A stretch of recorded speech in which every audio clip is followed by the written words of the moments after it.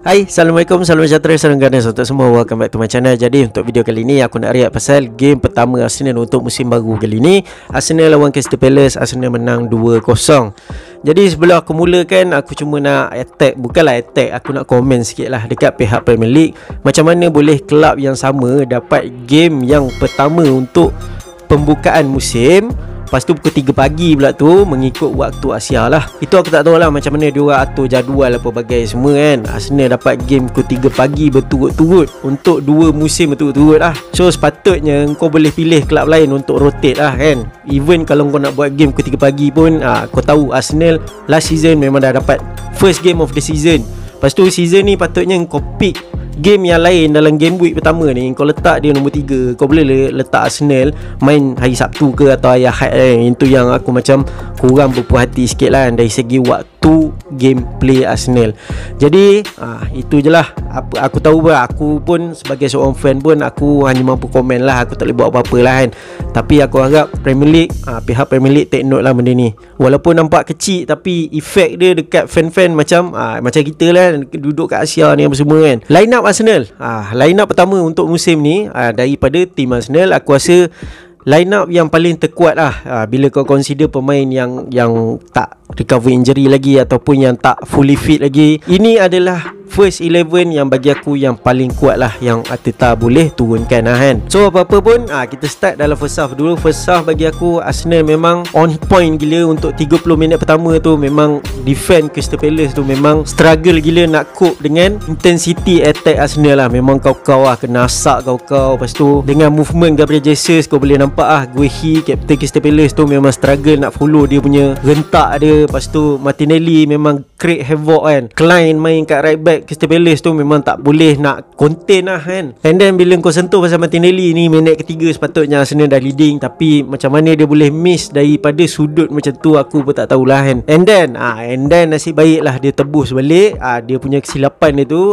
Dia dapat gol pertama Arsenal dalam game ni, header daripada corner. Tapi bukan direct header, aku boleh kata satu drill yang banyak kali kau boleh tengok banyak kali sebenarnya yang dia orang training macam mana Zinchenko boleh dapat ruang sebanyak tu untuk cut back balik bola tu masuk dalam penalty box. Sebab tu aku kata macam drill ni seolah-olah macam dia orang dah berkali-kali training kan. And then Martinelli pounce, dia boleh kata tap in je lah kan. 1-0 tak Arsenal. Tapi bila lepas Arsenal leading tu, bagi aku intensity tu agak drop sikit.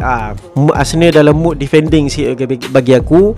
Lepas tu midfield Arsenal dan juga attack Arsenal tak pressing kau macam mana dia orang pressing sebelum Arsenal dapat first goal lah kan. Dia orang dapat banyak peluang ataupun banyak masa lah untuk hold bola tu, cari dia orang punya attackers lah. Zaha, Jordan Ayew, ini dua ni bagi aku memang create havoc lah. Lagi-lagi Zaha lah kan. Memang dia target lah Ben White tu sebagai weak link di antara 4 defense Arsenal lah. Sebab yelah dia kan center back, main kat right back, boleh kata dia out of position kan. Tapi aku boleh cakap Ben White dia stood his ground well lah. Aku boleh kata dia hold Zaha tu memang mantap lah. Walaupun advantage kat Zaha kan, kadang-kadang dia lepas, tapi mostly bagi aku movement Zaha tu Ben White memang kawal dia ketat-ketat bagi aku kan. Tapi dari segi Zinchenko dengan Ayew ni bagi aku untuk first half ni dia banyak tinggalkan ruang kat belakang lah, sebab dia banyak overlapping.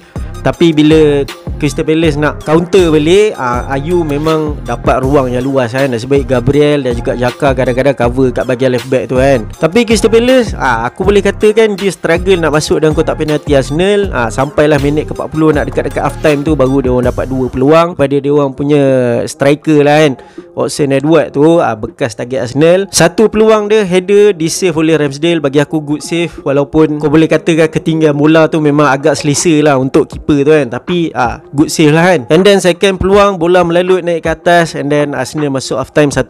Bagi aku untuk first half ni dua pemain yang boleh kata agak anonymous lah bagi aku, Saka dan juga Odegaard kat bahagian kanan attack Arsenal tu. Bagi aku sebenarnya dia orang boleh buat lebih dengan kemampuan dia orang tu. Bagi aku dia orang boleh create havoc lagi Tapi dalam first half ni untuk bahagian kanan Arsenal dari segi attacking agak senyap bagi aku kan. Tapi bila second half ni aku tak tahulah Patrick Vieira cakap apa dekat tim dia. gila. Memang dia orang punya player memang motivated gila untuk cari gol penyamaan tu. Memang kau-kau asak kan dia orang attack dekat defense Arsenal. Tapi kredit untuk defense Arsenal, dia orang stood hit their ground well lah. Memang kau-kau lah. Depan Ramsdale lo dah macam kena simen batu-bata lah kan. Memang tak boleh nak tembus masuk lah. And then bila dia orang dapat tembus, macam Eze tu minit ke 52 tak silap aku, tiba-tiba Ramsdale pula satu batu-bata yang besar block Arsenal punya gol tu daripada dibolos. Memang what a great save lah daripada Ramsdale lah kan, daripada peluang Eze tu lah. And then Martin Odegaard dapat peluang, satu peluang yang sepatutnya dia shoot, tapi daripada panggul tu dia nak cari juga Martinelli yang tengah buat larian time tu. Tapi sepatutnya time tu dalam situasi macam tu patut kau selfish lah kan, kau side foot ke ataupun apa, kau buat keeper save ke apa, tak kisahlah. Position yang elok sangat lah untuk kau dapat gol pertama untuk musim ni. Odegaard bagi aku sayang lah peluang tu kan. And then untuk gol kedua Arsenal, bagi aku on goal daripada kapten dia orang Guehi tu. Gerakan daripada Saka, Saka kredit untuk dia second half, dia step up sikit lah. Tapi Odegaard bagi aku macam biasa lah. Performance dia dalam game ni biasa. Dia banyak tarik defend Crystal Palace keluar daripada dia orang punya positional. Tapi itu je lah, dia punya kerja-kerja untuk bagi lorongan ke bahagian attack Arsenal tu bagi aku agak limited lah dalam game ni kan. Tapi kredit untuk Saka, walaupun tu bukan gol dia, walaupun flick daripada Guehi tu, at least boleh dapat kredit lah. Dia punya hard work dia tu untuk cross bola tu dalam situasi macam tu lah kan. So Arsenal menang 2-0. Itu je lah yang aku boleh cakap. Ramsdale memang mantap dekat keeper, 2 big save dalam game ni. Ben White walaupun dapat assignment yang boleh kata agak susah lah. Zaha salah satu winger yang boleh kata licik lah. Dia kaki diving, kau boleh apa-apa panggil kan. Dia memang banyak skydiving lah dalam game ni kan. Dan juga Saliba ni kita boleh rasa yang dia bawa aura yang lain lah dekat defense Arsenal kali ni. Seolah-olah macam 60-70 million signing dekat center back tu kan. Kita boleh rasa dengan Saliba ni memang bapak tenang gila lah bila dia hold bola. Even kena pressure dengan 3-4 player Crystal Palace pun, dia tenang je hold bola kan. Dia cari teammate untuk dia pass kan. Itu yang aku minat lah. Gabriel aku tak kata dia teruk, tapi cuma performnya Saliba dalam game ni, nama dia agak tenggelam sikit lah. Tapi overall untuk gameplay Gabriel dalam game ni, aku rasa dia solid je kan. Zinchenko lepas minit ke 80 macam tu, dia kena keluar, masuk Kieran Tierney. Tapi bagi aku untuk performance dia dalam game ni, aku rasa attacking wise bagus. Memang mantap gila, dia banyak kali overlapping. Tapi dari segi defensively tu, yalah dia pun bukan natural defender kan. So kita tak boleh nak komen banyak-banyak lah kan. Granit Xhaka aku rasa ordinary game. Dia diving dia yang tak berapa nak menjadi sangat sampai dapat yellow card tu, bagi aku memang kelakor juga dalam first half tu kan. And then Thomas Partey bagi aku dia organize bahagian tengah Arsenal memang baik gila. Odegaard macam aku cakap tadi, dia agak senyap sikit dalam game ni lah.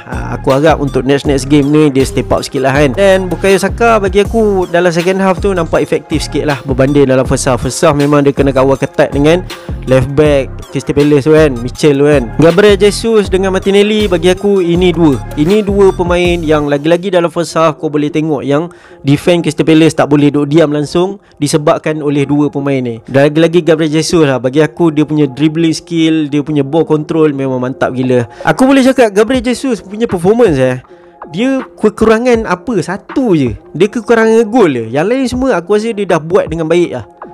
Bagi aku kalau dia dapat gol tu 10/10 lah. Dan juga Martinelli, aku harap season ni dia boleh tambah something yang dia kurang sikit dalam pas-pas season lah, iaitu gol lah kan.